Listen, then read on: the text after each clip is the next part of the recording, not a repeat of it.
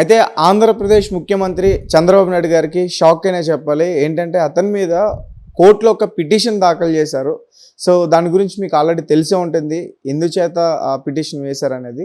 So ఆయనతో పాటు 114 మందిని కూడా ఈసారి చేర్చబోతున్నట్లు, అమరావతిలో రోడ్ల గురించి కానీ, స్కిల్ డెవలప్మెంట్ విషయం కానీ ఇవన్నీ కూడా సిబిఐ విచారణ జరపాలంటూ కూడా పిటిషన్ వేయడం జరిగింది. సో దాని మీద మీ అభిప్రాయం ఏంటి? ఈ వార్త నిజం. యాక్చువల్లీ నిన్ననే ఒక ప్రైవేట్ పిటిషన్ వేశారు హైకోర్టులో. చంద్రబాబు గారు ఆయన సహచర మంత్రులు లైక్ లోకేష్, అచ్చెన్నాయుడు, దేవినేని ఉమా, నారాయణ వీళ్ళందరి పైన, వీళ్ళతో పాటు 114 మందిని ప్రతివాదులుగా చేరుస్తూ ఒక పిటిషన్ని దాఖలు చేశారు. అయితే ఈ పిటిషన్ జగన్ తరపున వైసీపీ వాళ్ళు వీళ్ళు ఎవరో వేయలేదు. ఈసారి ఏంటి అంటే అక్కడ లోకల్లో స్వర్ణాంధ్ర పత్రిక ఎడిటర్ బాలగంగాధర్ తిలక్ గారని ఆయన వేశారనమాట. ఇది ఒక ప్రైవేట్ పిటిషన్. సో ఈ పిటిషన్ కూడా అగైన్ ఏంటి అని అంటే, ఇంతకుముందు జగన్ గారు ఏదైతే సిఐడి విచారణ జరిపించారో ఇది చంద్రబాబు గారి మీద వైసీపీ అధికారంలో ఉన్నప్పుడు, లైక్ స్కిల్ డెవలప్మెంట్ కానీ వీటి మీద ఏదైతే వేశారో సేమ్ అదే అంశాల మీద మళ్ళీ ఈ పిటిషన్ వేశారనమాట. అంటే ఆల్రెడీ జగన్మోహన్ రెడ్డి గారు ప్రభుత్వం ఉన్నప్పుడు ఆయన్ని చంద్రబాబు నాయుడు గారిని అరెస్ట్ చేశారు. అప్పుడు సిఐడి విచారణ కూడా జరిగింది. సో పెద్ద పెద్ద లాయర్లు అందరూ కూడా వచ్చి ఇటువైపు నుంచి అటువైపు నుంచి వాదించుకోవడం జరిగింది. మళ్ళీ ఎందుకు సిబిఐ విచారణ చేయాలి అని చెప్పేసి కోరుతున్నారు, నాకు అర్థం కావట్లేదు. అయితే ఇక్కడ ఏంటి అంటే ఎవరైతే పిటిషన్ వేశారో ఆయన ఏం చెప్పారు అని అంటే, ఇప్పుడు సేమ్ అగైన్ తెలుగుదేశం ప్రభుత్వమే ఉంది, చంద్రబాబు గారే ముఖ్యమంత్రిగా ఉన్నారు కాబట్టి సిఐడి విచారణ ఆల్రెడీ జరుగుతూ ఉంది కదా. సో ఆ సిఐడిని ఈ ప్రభుత్వం ఇన్ఫ్లుయెన్స్ చేసే అవకాశాలు ఎక్కువ ఉన్నాయి కాబట్టి ఆ సిఐడి దగ్గర నుంచి ఈ కేసులన్నీ కూడా సిబిఐకి ట్రాన్స్ఫర్ చేయాలి. సిబిఐ స్వతంత్ర ప్రాతిపత్తి ఉన్న సంస్థ కాబట్టి అక్కడి నుంచి సిబిఐ విచారణ జరిపితే అది బ్యాలెన్స్డ్గా ఉండే అవకాశం ఉంటుంది, ఇన్ఫ్లుయెన్సింగ్ చేసే అవకాశాలు తక్కువ ఉంటాయి. కాబట్టి సిఐడి నుంచి సిబిఐకి ట్రాన్స్ఫర్ చేసి ఆ విచారణ పూర్తిగా అంటే బ్యాలెన్స్డ్గా జరగాలి. అంటే టీడీపీ ఫేవర్గా కాకుండా ఏది కేస్ ఫేవర్గా ఉండేటట్టు, అంటే ఇన్ఫ్లుయెన్సెస్ ఏమీ లేకుండా ఉండేటట్టు జరగాలి అని చెప్పేసి ఈ విచారణ జరపాలి అని చెప్పేసి ఈ పిటిషన్ దారుడు కోరుకున్నాడు అనమాట హైకోర్టుని. అయితే 114 మంది అని చెప్పేసి అంటున్నారు కదన్న, అంటే అప్పుడు అరెస్ట్ చేసినప్పుడు వీళ్ళెవరి పేర్లు కూడా బయటకు రాలేదు, ఇప్పుడు మరి వీళ్ళందరి పేర్లు బయటకు వస్తున్నాయి. సో దీన్ని ఎలా చూడాలి? అయితే ఇప్పుడు ఏంటి అని అంటే, అప్పుడు స్కిల్ డెవలప్మెంట్ దాని మీద ఎక్కువ నడిచింది. అప్పుడు ఏంటి అంటే 114 మంది కాకపోయినా చంద్రబాబు గారితో పాటు అక్కడ ఐఏఎస్ ఆఫీసర్స్ ఎవరైతే ఆ కేసులో ఇన్వాల్వ్ అయ్యి ఉన్నారో అధికారులు చాలా మంది ఉన్నారు, వాళ్ళందరినీ ప్రతివాదులుగా చేర్చారు. పూర్తిగా 114 అవ్వకపోయి ఉండొచ్చు.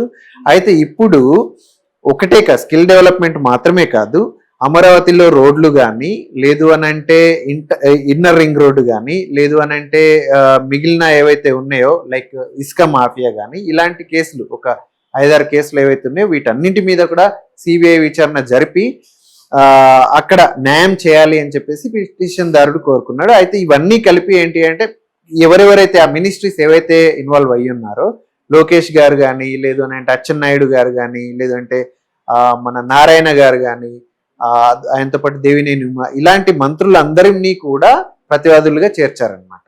ఓకే. సో ఇది ఇంత ముందు నుంచి కూడా ఉంది. అప్పుడేంటి అని అంటే జగన్ గారు పర్టికులర్గా స్కిల్ డెవలప్మెంట్ కేసుని మాత్రం ఎక్కువ ఫోకస్ చేసి చంద్రబాబు గారిని ఎలాగైనా అరెస్ట్ చేయించాలి అని చెప్పేసి ఆ ఒక్క కేసుని మేజర్గా ఫోకస్ చేసి ఆయనని అరెస్ట్ చేయించారు. అక్కడ విన్ అయ్యారు ఎవరు, జగన్ గారు. కాబట్టి దానివల్ల మిగిలిన కేసులన్నీ కూడా కొంచెం వీక్ అయిపోయినాయి. అంటే ఈ పిటిషన్ మరి ఉంటుందా, న్యాయం జరుగుతుందా? మరి ఎవరైతే పిటిషన్ వేశారో ఆ వ్యక్తికి, పిటిషన్ వేసిన వ్యక్తి అయితే నాకు న్యాయం చేయండి అని, రాష్ట్రానికి న్యాయం చేయండి, రాష్ట్ర ప్రభుత్వం 2014 నుంచి 2019 వరకు అధికారంలో ఉన్నప్పుడు ఇలాంటి స్కామ్స్ అన్ని చేసింది. సో ఆ స్కామ్స్ మీద విచారణ జరిపి అది కూడా ఏంటి అని అంటే నిర్ద్వందంగా, ఇప్పుడు సిఐడి విచారణ చెప్తే ప్రభుత్వ ఆధీనంలోనే ఉంటుంది కాబట్టి ఇన్ఫ్లుయెన్స్ అయ్యే అవకాశం ఉంది కాబట్టి సిబిఐ విచారణ జరిపితే అది అంటే న్యాయంగా ఉండొచ్చు అనే ఒక ఒపీనియన్ ని వెలిబుచ్చారనమాట ఎవరైతే పిటిషన్ దారుడు ఉన్నారు. రైట్. మరి ఆ పిటిషన్ ని ఇప్పుడంటే సిబిఐ తీసుకుని విచారణ చేస్తారనుకోవచ్చా? అది హైకోర్టు అయితే ఆ విచారణకు తీసుకుంది, ఏదైతే పిటిషన్ అయితే యాక్సెప్ట్ చేసింది. దాని మీద హైకోర్టు ఏం చెప్తుంది అనేది మనం చూడాలి. అంటే వ్యవస్థల్ని మేనేజ్ చేయడంలో చంద్రబాబు నాయుడు గారి తర్వాత ఎవరైనా అని చెప్పేసి ఆయన మీద ఎలాంటి ఆరోపణలు ఎక్కువ వరకు మనం ఇప్పటివరకు చూసాం.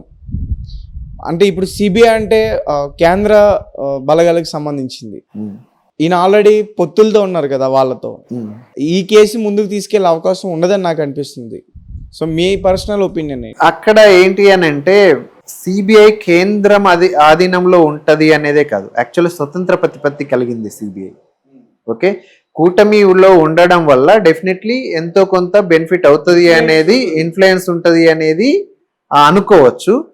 కాకపోతే ఏంటి అని అంటే ఫస్ట్ ఆఫ్ ఆల్ సిబిఐ విచారణకి ఆదేశిస్తుందా లేదా అనేది చూడాలి. అంటే వీళ్ళు పిటిషన్ అయితే దాఖలు చేస్తారు, ఇంకా ఆదేశాలు మాత్రం బయటికి రాలేదు. హైకోర్టు అయితే దానిపైన ఇంకా రెస్పాండ్ అవ్వలేదు.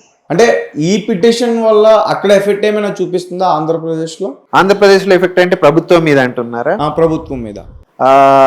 అంటే ఈ పిటిషన్ ని ఒకవేళ సిబిఐ టేక్ ఓవర్ చేసి ఒకవేళ విచారణ జరిపి దాంట్లో ఏదైనా నిజాలు బయటపడి చంద్రబాబు గారి అరెస్ట్ జరిగితే అక్కడ ప్రభుత్వం కూలిపోతుందా అనే ఒపీనియన్ ని మీరు అడుగుతున్నారు కదా.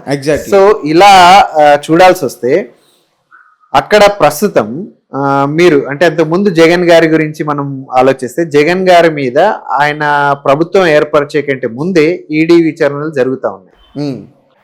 ఎవ్రీ ఫ్రైడే ఆయన కోర్టుకి అటెండ్ అవ్వాల్సిన పరిస్థితి ఉండింది ఆయన ప్రభుత్వం ఏర్పరిచే నాటికే.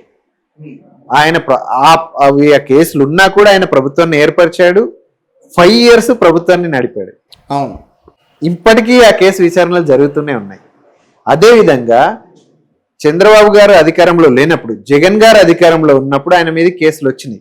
అది కూడా ఏంటంటే జగన్ గారు చాలా లేట్ చేశారు. యాక్చువల్లీ ఏంటంటే ఆయన ప్రభుత్వాన్ని ఏర్పరిచిన వెంటనే కేసులు పెట్టలేదు, చాలా లేట్గా ఆల్మోస్ట్ 3-4 years తర్వాత ఆయన కేసులు పెట్టాడు చంద్రబాబు మీద. ఒకవేళ ముందే పెట్టింటే ఈ పాటికి విచారణ వేగంగా జరిగి అవేమన్నా నిరూపితం అయ్యి వాటికి ఏదన్నా రిజల్ట్ వచ్చి ఉంటే ఏమన్నా అంటే ఈ గవర్నమెంట్ మీద ఎఫెక్ట్ ఉండేదేమో అని అనుకునే వాళ్ళం. ఇప్పుడు చంద్రబాబు గారు అధికారంలో లేనప్పుడే పూర్తిగా విచారణ జరగలేదు. అలాంటిది ఇప్పుడు జరిగితే ఆయన అధికారంలో ఉన్నాడు, ఎంతో కొంత ఇన్ఫ్లుయెన్స్ చేయగలుగుతాడో లేదో మనం చెప్పలేము. కానీ ఒకవేళ విచారణలోకి తీసుకున్నా కూడా విచారణలు మొదలవ్వాలి, దానిపైన వాదనలు జరగాలి, అవి నిరూపితం కావాలి, అవన్నీ జరిగి ఇదంతా అయ్యేసరికి ఖచ్చితంగా మళ్ళీ 5 సంవత్సరాలు గడిచిపోతే కొత్త ప్రభుత్వం వస్తుంది. ఎగ్జాంపుల్గా మనం జగన్మోహన్ రెడ్డి గారి గురించి మాట్లాడుకుంటే ఆయన మీద ఉన్న కేసులు ఆయన ప్రభుత్వం వచ్చిన తర్వాత 5 ఏళ్ల నుంచి కూడా ఎవరైతే ప్రత్యర్థులు ఉన్నారో ఎక్కువగా వాటి గురించి మాట్లాడటమే మనం చూసాం. అంటే ప్రభుత్వ పనితీరుపై కాకుండా ఆయన పర్సనల్ విషయాల మీద. ఇప్పుడు వాళ్ళు అపోజిషన్లో ఉన్నారు, చంద్రబాబు నాయుడు గారి మీద ఈ కేసులన్నీ వచ్చినాయి. సో వీటి గురించి 5 years కూడా మాట్లాడతారనుకోవచ్చా? అలాంటిదే జరిగితే ఆంధ్రప్రదేశ్ ప్రజలు నష్టపోతారని చెప్పొచ్చు. ఎందుకంటే ఈ విచారణ వాళ్ళు వాదిస్తే ఒకవేళ ఈ విచారణ కొంచెం వేగవంతమయ్యే అవకాశాలు ఉన్నాయి.